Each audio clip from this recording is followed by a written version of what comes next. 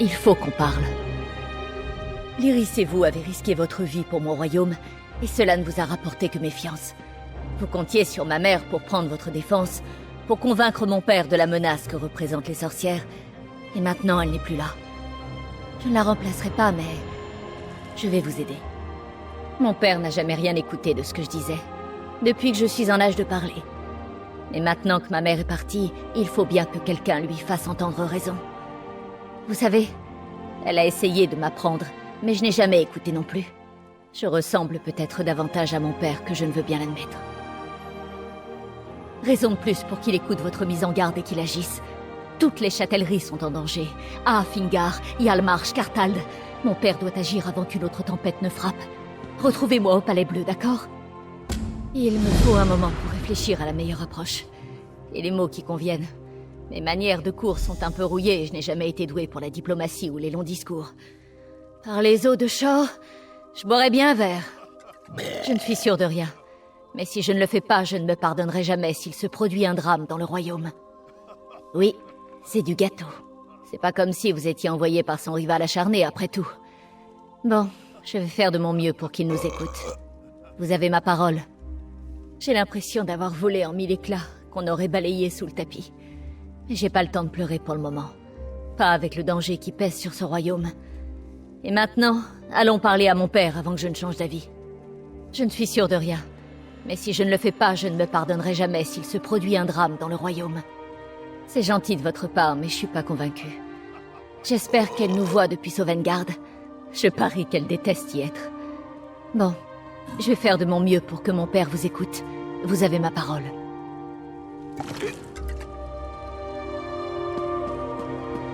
Souhaite-moi bonne chance, Mog. De la chance! Plutôt un verre de whisky à la poudre inifère. Il faut ça pour faire face à ton père.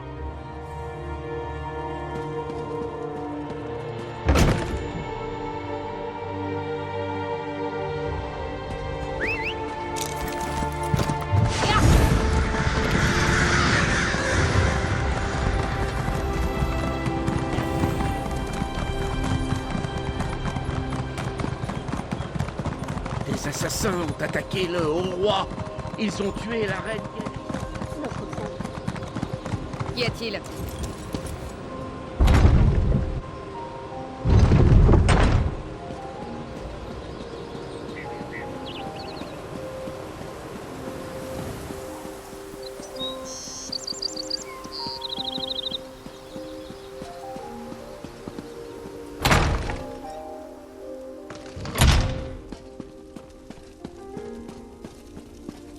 Vous voulez que je disperse mes forces dans tout le royaume en quête de cauchemars que vous avez tirés d'une bouteille?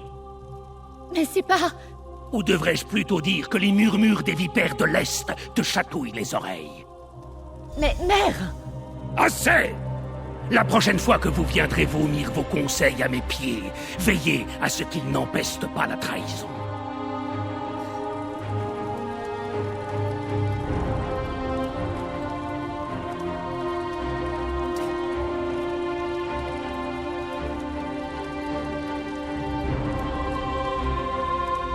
Mais quelle tête de mule! Il ne me laisse pas en placer une. Mère a toujours su lui parler, mais moi, je n'ai pas sa patience.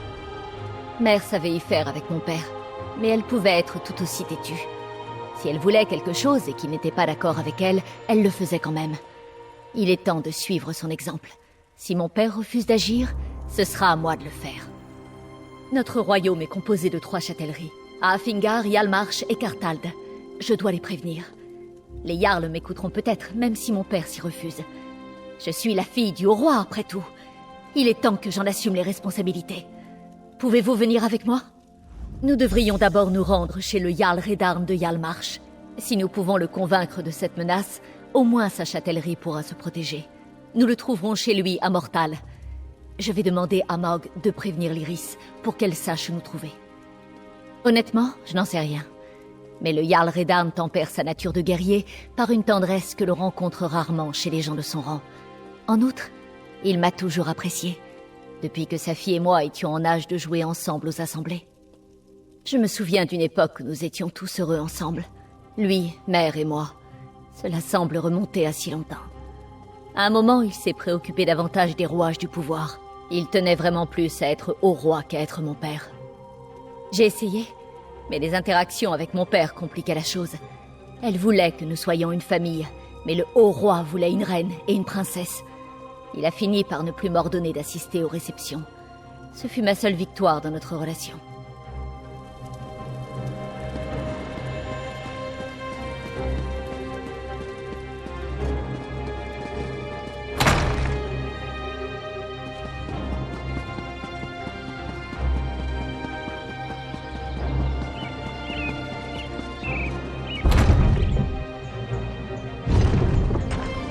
Que voulez-vous?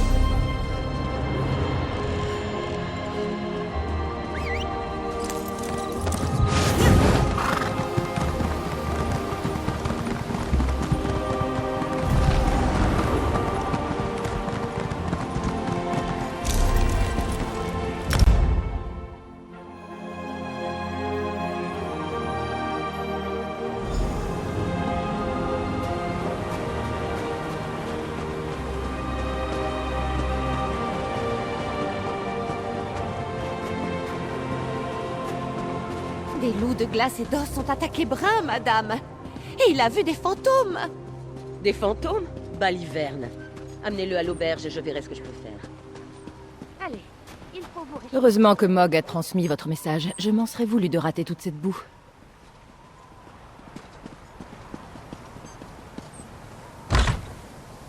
Pourquoi la princesse de solitude me fait-elle la grâce de sa royale présence en ma demeure? Venez-vous au nom du haut roi? Je viens vous mettre en garde, Jarl Redarn.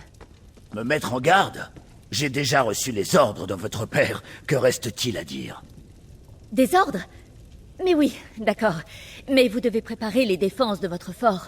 Et contre quoi allons-nous nous défendre cette fois? Des urnes et des fétiches encore? Je vous en prie, Jarl Redarn. Écoutez, mon ami. La menace qui plane sur nos châtelleries est on ne peut plus sérieuse.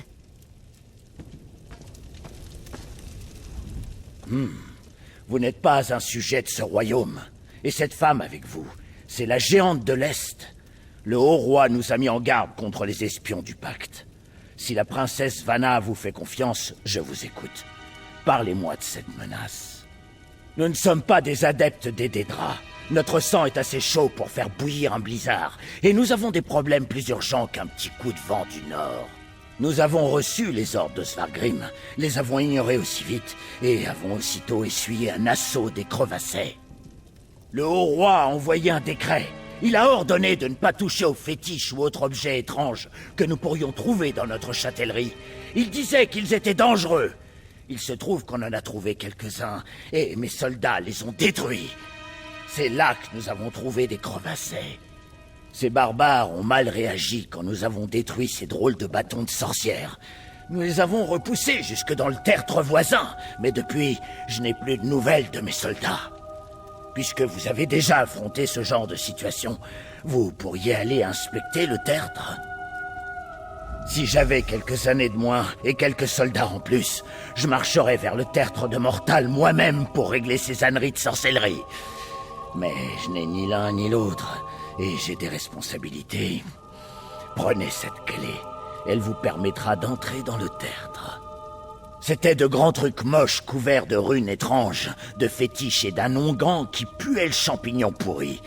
Quelqu'un en avait installé dans toute la ville.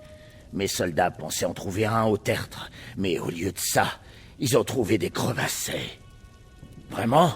Aux dernières nouvelles, la princesse s'intéressait surtout à...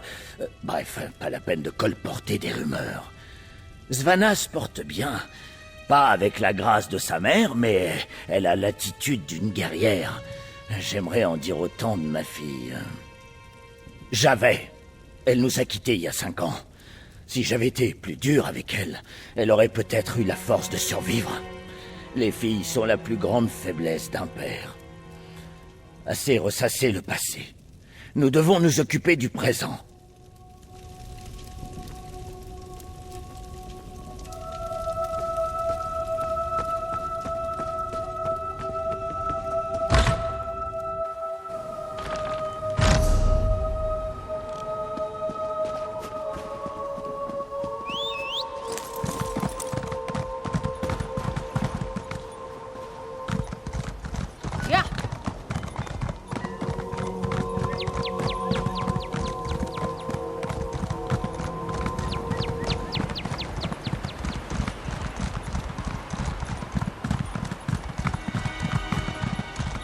Vous voyez ce monticule? C'est le tertre. L'entrée sera en dessous. Arrière! Le tertre n'est pas sûr. C'est le Jarl Redarn qui nous envoie. Que se passe-t-il? Des crevassets. On peut discuter si vous voulez des détails. Vous, là! Ce tertre est fermé. Nous devons empêcher quiconque d'entrer ou de sortir. Et nous le ferons par tous les moyens. Je voulais pas me priver d'un soldat pour envoyer un message. Nous avons détruit plusieurs bâtons étranges dans les faubourgs de la ville. En arrivant au tertre, nous avons repéré quelques barbares de la crevasse. J'ai fait prévenir le Jarl, et nous les avons suivis. Une tempête est apparue dans le tertre. Vous vous rendez compte? C'était de la magie noire, c'est certain. Les soldats se sont mis à changer autour de moi. Ils mouraient ou s'immobilisaient. Certains se sont transformés en monstres. Et alors les drogueurs sont sortis de leur tombeau. Nous ne sommes pas allés assez loin. Et lorsque la tempête a éclaté, j'ai tout juste eu le temps de sortir et de sceller les portes derrière nous. Si c'est le Jarl qui vous envoie et si vous avez envie d'entrer, je vous arrêterai pas. Mais si vous êtes un monstre quand vous ressortez...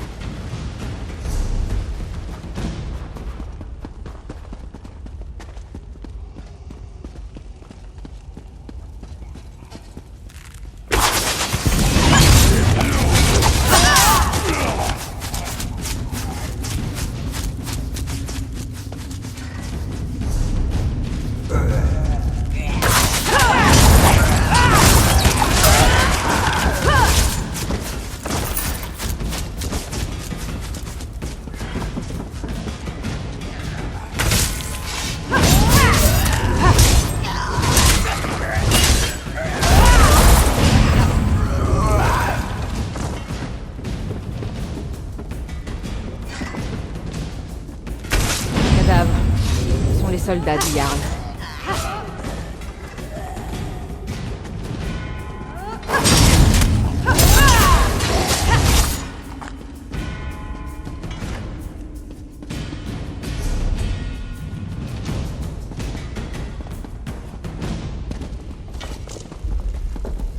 Une bien maigre récolte. Il faut déplacer ce reliquaire gris vers des champs plus fertiles. Protégez la pique. Empêchez-les de la détruire.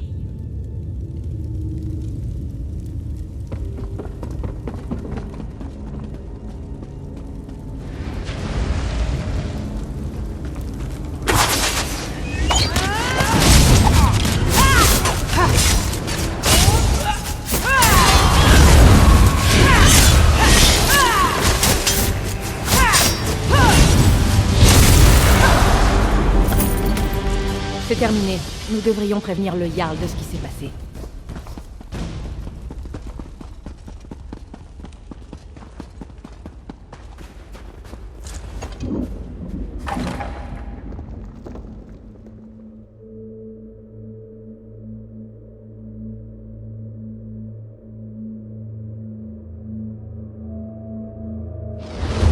J'espère ne plus avoir à mettre les pieds dans un tertre funéraire.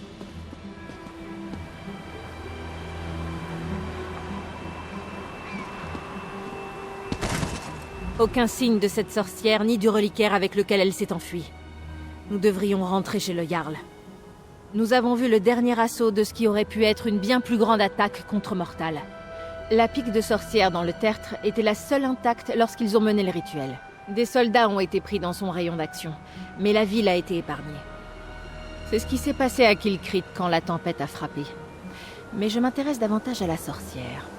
Pourquoi ce reliquaire gris était-il si important qu'elle l'a emporté en détalant dès qu'elle nous a vus?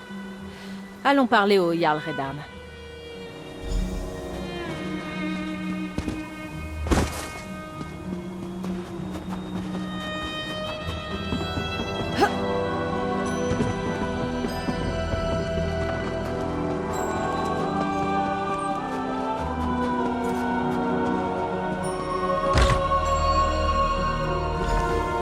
Et là, Mog a vomi sur les bottes du Tan épée.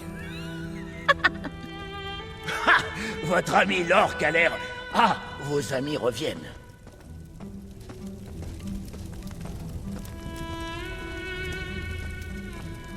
Alors, ami de Svanna, êtes-vous digne de confiance? Dites-moi ce que vous avez découvert au tertre de Mortal.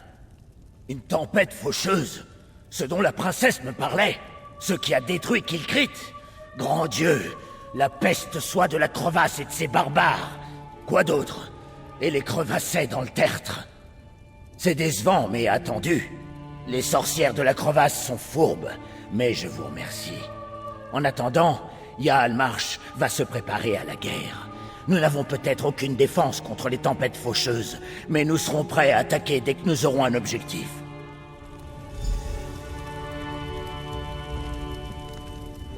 Avec votre aide et celle de l'Iris, nous avons gagné la confiance du Jarl Redarn.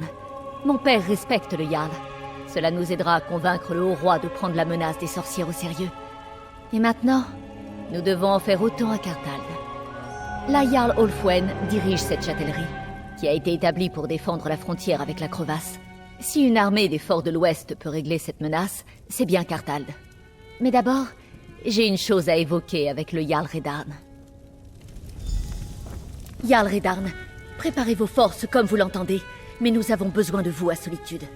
À Solitude?